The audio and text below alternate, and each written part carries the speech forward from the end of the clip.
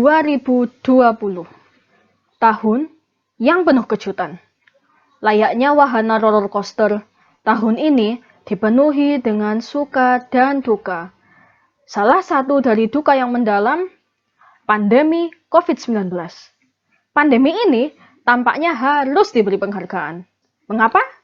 Di mana lagi kita, sebagai umat manusia, bisa melihat masalah sebesar ini, yang membuat sains tidak dipercaya oleh masyarakat, membuat kebijakan memutar otak berulang-ulang kali, hingga membuat manusia takut bersosialisasi. Padahal, mereka makhluk sosial. Salah satu yang merasakan duka berkat pandemi ini, dari 7 miliar banyaknya orang di seluruh bumi ini, adalah Hans.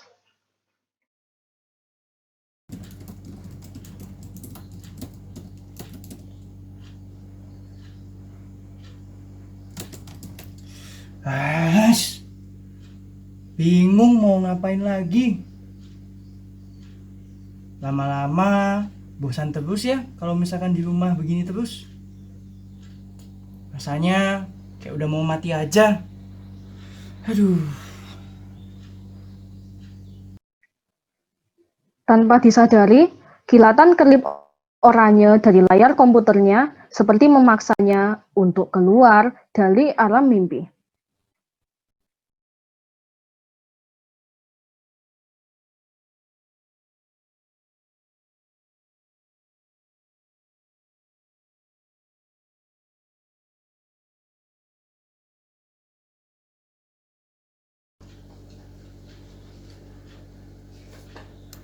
Ternyata, ia diajak keempat sahabatnya untuk ikut Zoom meeting.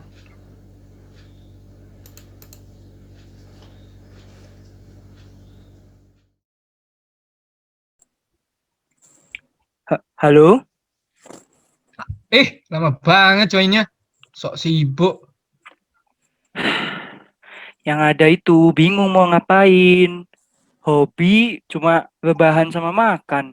Terus ngikutin berita-berita sekarang juga isinya pandemi saja. Ya juga sih.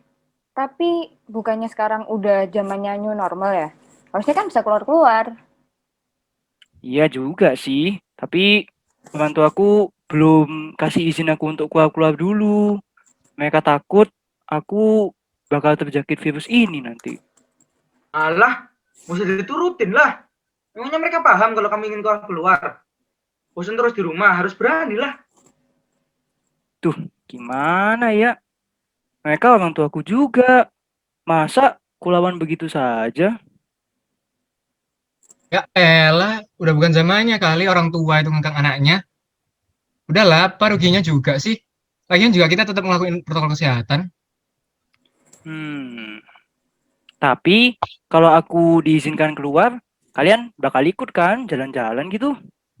Oh ya jelas kok. Orang tuaku santai sih selama mematuhi protokol kesehatan.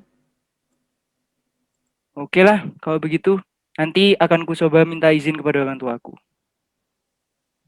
Makasih sarannya. Di ruang keluarga, Hans dengan gugup mendekati ayah dan ibunya yang sedang menonton televisi. Mereka berdua tengah asyik melihat acara kesukaan mereka, membuat Hans semakin ragu mengoyak hati mereka dengan rencananya untuk membangkang.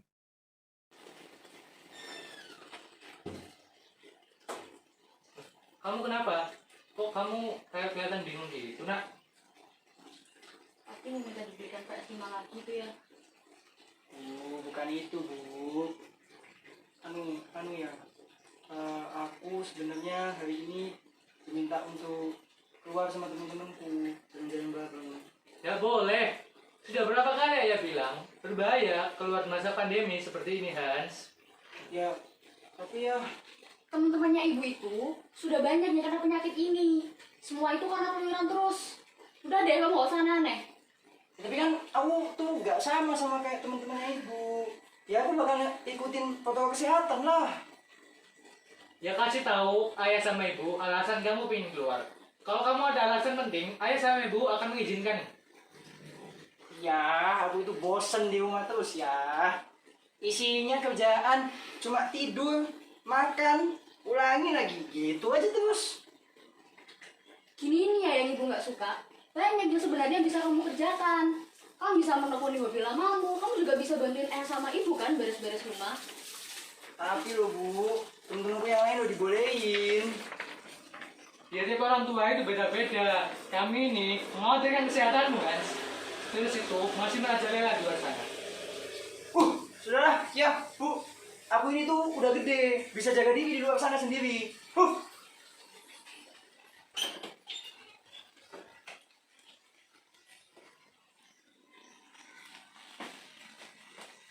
Tuh, kenapa lagi itu sih Hans? Sudahlah ya. Udah berdoa saja supaya dia segera sadar. Namun, kesadaran yang diharapkan oleh ayah dan ibunya tampaknya tidak kunjung muncul. Hans malah nekat untuk membangkang kedua orang tuanya dengan tetap pergi bersama teman-temannya.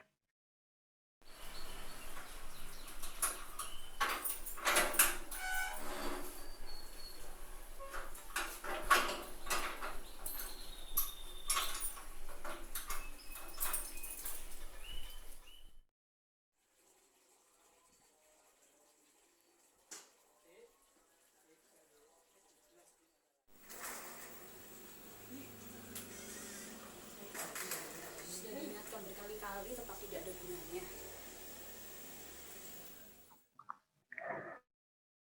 Tanpa menghiraukan omongan ayah dan ibunya, Hans langsung berangkat ke tempat tongkrongan langganannya. Di sana sudah ada Revan yang menunggunya.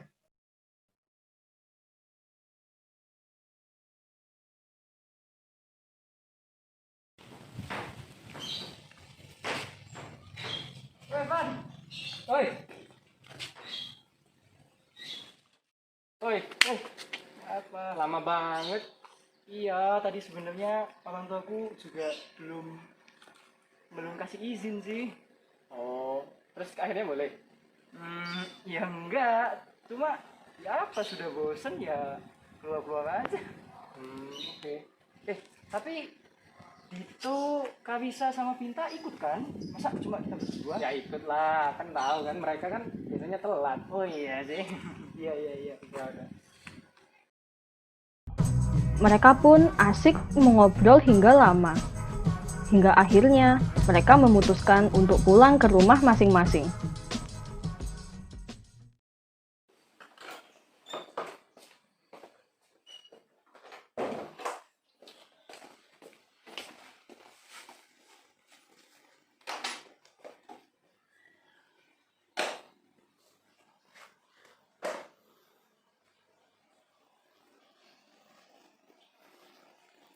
Sesampainya di rumah, Hans langsung melesat ke kamarnya tanpa menghiraukan kedua orang tuanya.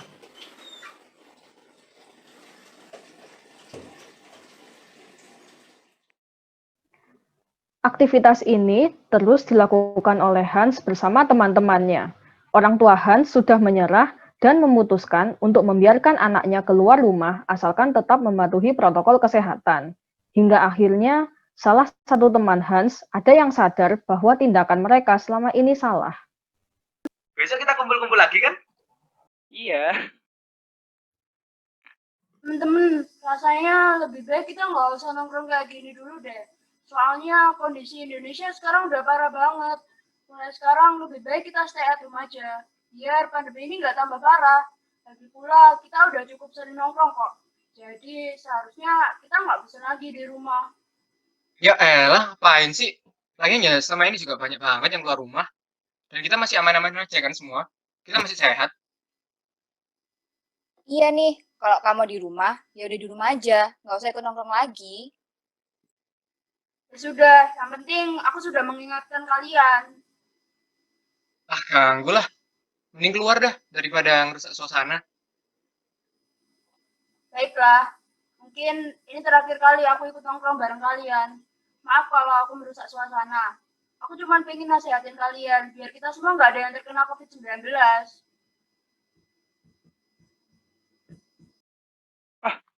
Ngapain sih dia? Wah, ayo kita lanjut ngomong lagi aja. Jelas Yalah. banget. Tanpa disadari, saran dari Karisa tadi menjadi hal yang mereka sesali di kemudian hari. Beberapa hari kemudian, Hans melihat ayah dan ibunya mengalami batuk dan sesak napas. Belakang ayah yang sakit sekali. Kenapa ya? Sejak kapan seperti itu? Sudah sejak kemarin di sana. Baru-baru ini ibu juga merasa kalau ibu tidak bisa mencium. Hans tahu kalau yang disebutkan oleh orang tuanya merupakan gejala-gejala dari COVID-19. Dengan sedikit panik, ia segera membawa kedua orang tuanya ke rumah sakit. Sesampainya di rumah sakit, mereka bertiga langsung diperiksa dan menjalani tes rapid.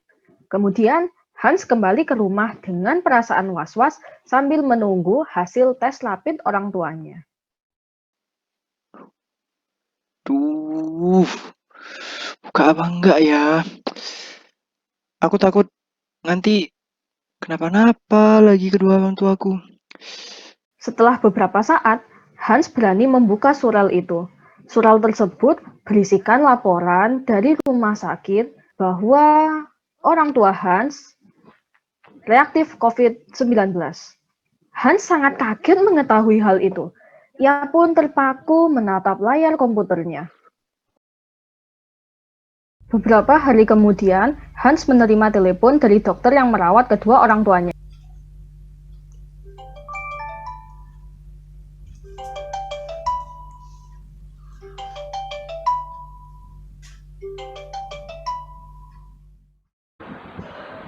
Halo, apa benar ini dengan adik Hans? Iya, ini dengan saya Hans. Ini siapa ya? Ada apa? Saya dokter yang merawat kedua orang tua kamu. Saya ingin melaporkan bagaimana kondisi terkini dari orang tua kamu. Oh, iya dok, iya. Bagaimana kondisi kedua orang tua saya? Sayang sekali, kondisi kedua orang tua adik semakin memburuk. Saya harap adik dapat bersiap untuk segala kemungkinan yang akan terjadi. Dok, tolong usahakan semampu dokter. Saya takut kalau misalkan orang tua saya kenapa-napa. Nah, sekuat tenaga dok, minta tolong. Ya Dik, pasti kami tim medis akan berusaha semaksimal mungkin untuk menyembuhkan kedua orang tua kamu. Oke, baik. Terima kasih dok. Hans menutup telepon dari dokter dengan perasaan campur aduk. Ia sangat takut membayangkan kemungkinan-kemungkinan yang bisa saja terjadi pada orang tuanya. Kemudian, ia menghubungi Levan, berharap kekhawatirannya bisa berkurang.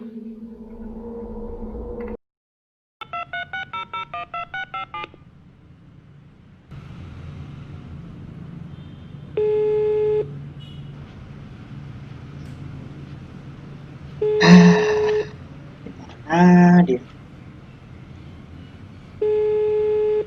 Lama banget sih angkatnya.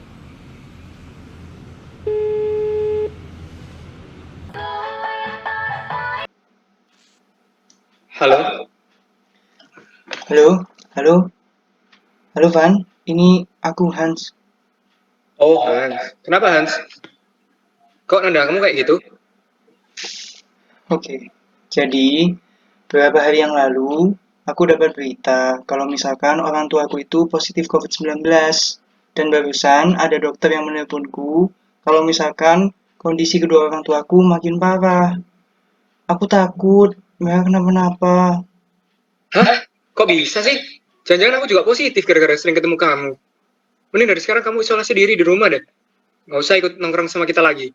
Lah, yang pertama kali ngajak aku keluar buat nongkrong siapa? Kan kamu. Lah, buktinya kan aku nggak kenapa-napa. Nggak ada gejala juga apa-apa. Berarti kamu kan yang salah. Kamu yang nggak ngikuti protokol kesehatan sampai bawa virus ke rumah. Udah lah, aku lagi sibuk. Loh, Van. Levan langsung menutup teleponnya. Hans yang mendengar hal itu dari Levan merasa marah dan kesal. Kekhawatirannya pun semakin menjadi. Ia sangat takut kalau dialah yang telah menjadi penyebab orang tuanya mengalami hal ini. Keesokan harinya, Hans mendapati teleponnya berdering. Halo, dok. Bagaimana kondisi kedua orang tua saya? Mohon maaf Hans, kami sudah berusaha sekeras mungkin. Namun, kondisi kedua orang tua adik sudah tidak tertolong lagi.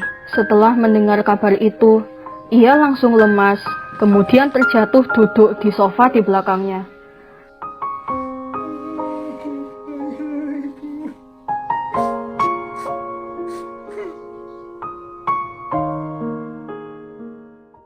Keesokan harinya, Hans seperti tidak punya semangat hidup. Ia pun memutuskan untuk tidak mengikuti sekolah daring pada hari itu. Dan harinya dihabiskan dengan menatap ke langit, meratapi dirinya yang ditinggalkan kedua orang tuanya.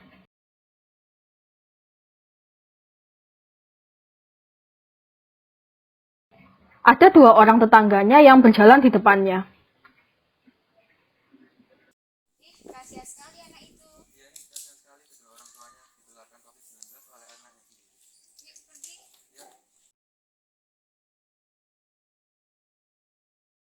Hans yang menyadari percakapan itu langsung menundukkan kepalanya dan menghela napas panjang. Hari-hari berikutnya, Hans semakin depresi. Ia pun menjalani hari-harinya dengan perasaan bingung. Suatu hari, Hans menerima telepon dari orang yang tak terduga. Halo Hans, bagaimana kabarmu? Oh iya, aku turut berduka cita ya atas meninggalnya kedua orang tuamu. Lah, kamu kok bisa tahu gitu sih? Dari mana? Aku mendapat kabar dari Bu Guru. Oh iya. Ya, terima kasih Kak bisa. Ya. Kamu yakin tidak perlu teman bicara atau butuh bantuan apapun mungkin? Hans terdiam saat ditanya hal itu. Ia kembali mengingat ketika dia diingatkan oleh Carissa. Ia menyadari betapa keji perbuatan yang telah ia lakukan. Kamu tuh kenapa sih masih mau bantuin aku? Aku tuh sudah ngecaci maki kamu sampai berulang-ulang kali. Jujur aku bingung sekarang itu mau bagaimana lagi. Teman-temanku, tetanggaku, semua menjauhiku. Mencapku anak durhaka, pembunuh orang tuaku. Aku menyesal gak bisa pernah tidak mengikuti nasihatmu. Sudahlah Hans, terkadang kejahatan tidak perlu dibalas dengan hal yang sama. Tenangkan dirimu ya. Semua orang pernah membuat kesalahan dalam hidupnya, dan aku yakin kedua orang tuamu tidak menyimpan dendam atau menyalahkanmu atas hal itu. Tetap semangat kawan, bangkit kembali. Iya, terima kasih Kak bisa.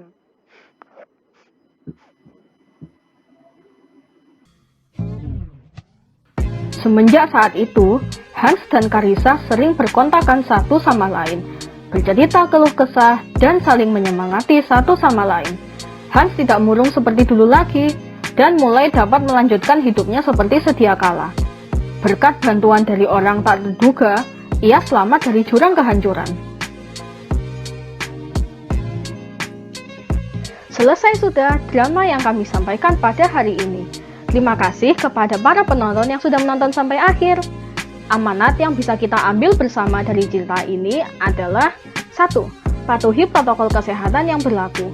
Bila memang tidak ada keperluan yang genting, hendaknya ditunda terlebih dahulu keinginan untuk bepergiannya. Yang kedua, patuhi nasihat dari orang tua. Jangan sampai menyesal di kemudian hari. 3. Terkadang pertolongan yang sangat kita butuhkan justru berasal dari orang yang tidak terduga. 4. Jangan selalu membalas perbuatan jahat seseorang dengan kejahatan yang sama, karena kebaikan pada akhirnya akan selalu menang. Saya mewakili kelompok 2 kelas 12 IPA 4 mengucapkan terima kasih dan mohon maaf bila ada salah-salah kata selama drama kami ini. Sampai jumpa lagi.